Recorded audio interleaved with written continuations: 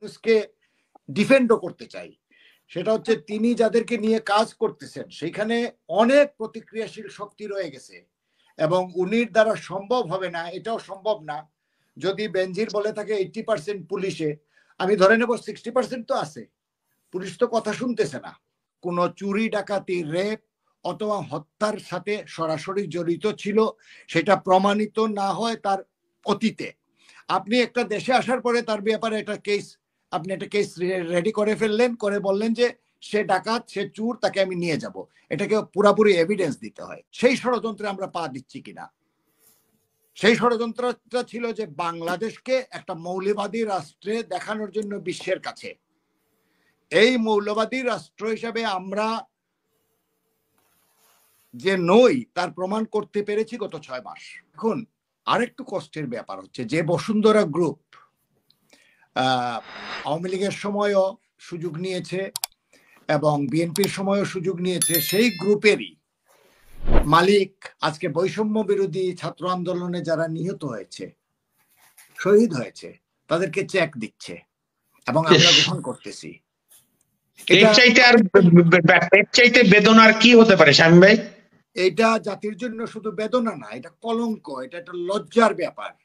এবং এই সরকারের উচিত এই ধরনের দুষ্কৃতিকারীদের কাছ থেকে, একজন মুক্তিযোদ্ধা যাকে হত্যা করেছিল ওই যে বড় ছেলে এবং একজন মুক্তিযোদ্ধার মেয়ে, রেখে দেন মুক্তিযোদ্ধা, একজন সাধারণ নাগরিক, একজন সাধারণ মানুষ, আমাদের একটা সাধারণ মেয়ে যাকে হত্যার জন্য তার বিরুদ্ধে মামলা হয়েছে, এটা এখনো পুরোপুরি ক্লিয়ারিফাই করা হয় নাই, অথচ চেক দিচ্ছে সে।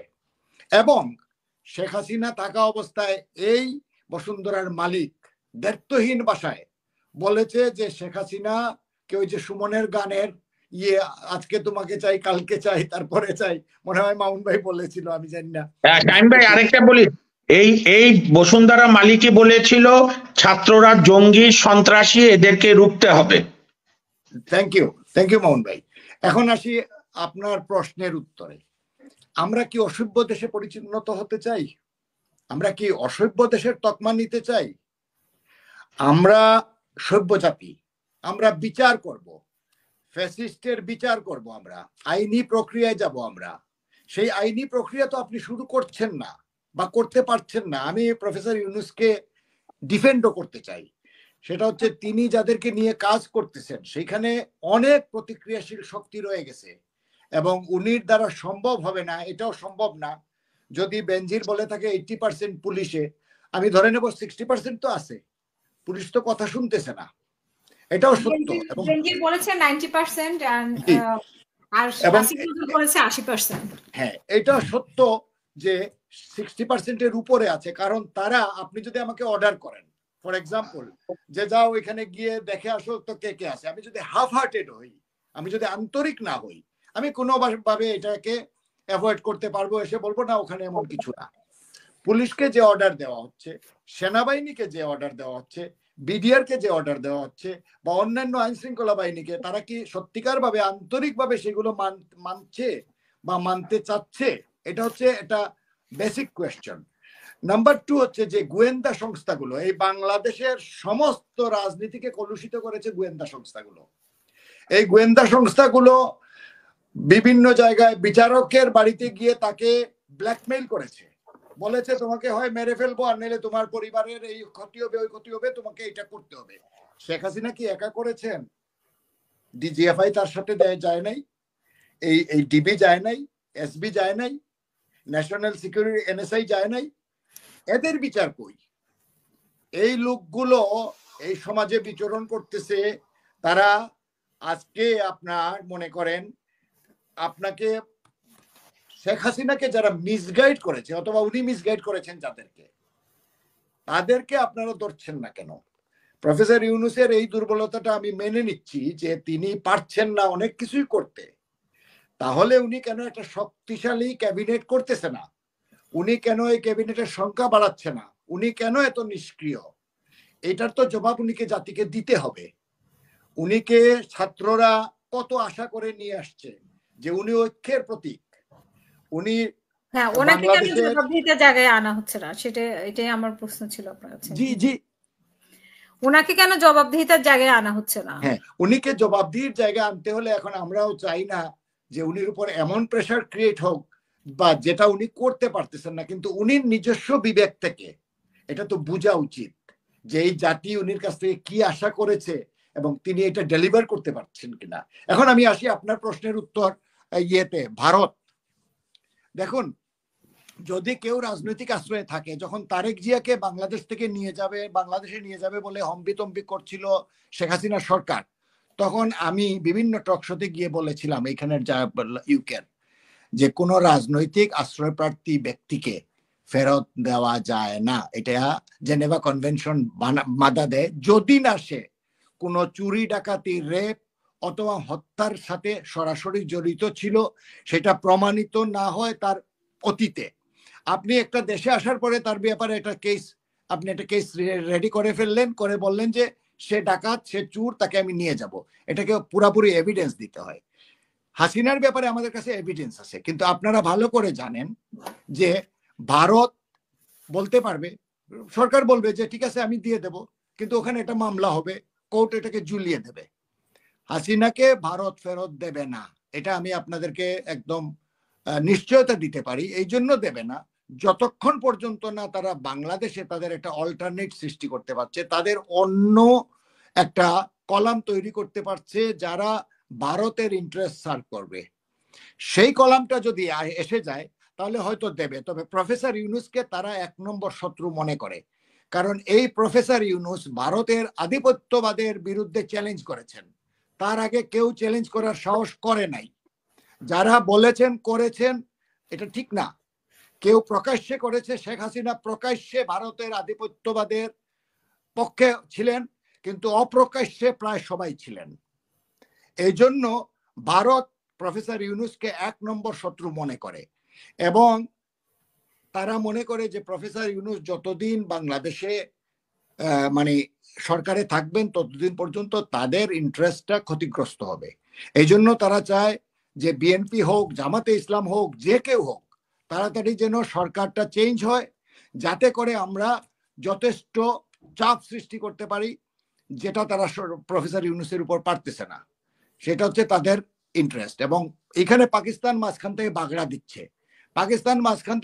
দিচ্ছে। এই জন্য যে পাকিস্তান মনে করতেছে যে তাদের সরকার চলে আসছে। পাকিস্তান বাংলাদেশ কোনোদিন হবে না। বাংলাদেশের জনগণ পাকিস্তানকেও প্রভু মানবে না, ভারতকেও প্রভু মানবে না। এই দেশ 30 লক্ষ শহীদের বিনিময়ে যুদ্ধ করে স্বাধীন হয়েছে। এই দেশ কোনো সেটেলমেন্টের মাধ্যমে হয় নাই। এই দেশকে কেউ স্বাধীনতা দিয়ে যায় নাই। পাকিস্তান, ভারত যেভাবে হয়েছে সেভাবে বাংলাদেশ হয় নাই। মুক্তিযুদ্ধের মাধ্যমে দুটো দেশ দুনিয়াতে স্বাধীন হয়েছে, একটা হচ্ছে ইউনাইটেড স্টেটস অফ আমেরিকা এবং একটা হচ্ছে এই বাংলাদেশ। অতএব বাংলাদেশের জনগণকে কেউ যদি মনে করে যে, মামুন ভাই বলেছে একটু আগে সুন্দর করে, যে এই দেশকে কেউ ডানে নিতে, কেউ তালেবান রাষ্ট্রে পরিণত করতে পারবে না, কেউ কমিউনিস্ট বানাতে পারবে না।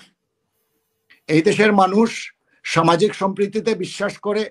এই দেশের মানুষ হিন্দু মুসলমান একসাথে, বৌদ্ধ খ্রিস্টান সবার সাথে চলে। ভারত যে ষড়যন্ত্র করেছিল বাংলাদেশের বিরুদ্ধে, আমি এখন একটা কথা বলি, হয়তো এটা একটু অপ্রাসঙ্গিক হয়ে যাবে, সেই ষড়যন্ত্রে আমরা পা দিচ্ছি কিনা। সেই ষড়যন্ত্রটা ছিল যে বাংলাদেশকে একটা মৌলবাদী রাষ্ট্রে দেখানোর জন্য বিশ্বের কাছে। এই মৌলবাদী রাষ্ট্র হিসাবে আমরা যে নই তার প্রমাণ করতে পেরেছি গত 6 মাস। কিন্তু আগামীতে এই যে ঘটনাটা ঘটছে সেইটা কি আর কোনো দিকে যাবে? যদি যায় তাহলে এই দেশটাতে বিভিন্ন মুরব্বীর আবির্ভাব হবে। এখানে আপনাদেরকে আমি ওপেন বলছি, এখানে আইএসআই, সিআইএ, র এবং এবং এবং আইএস কাজ করতেছে বাংলাদেশে। মোসাদও আসবে ভাই, মোসাদও আসবে। জি, মোসাদ আমি বলতে ভুলে গেছি। তারা চায় একটা খ্রিস্টান রাষ্ট্র করতে। আমি আমার খুব সম্মানিত একজন মানুষের কথাবার্তা আপনার এখানে শুনি, নাম বলবো না, দরকার নাই, আপনি বুঝে নেবেন।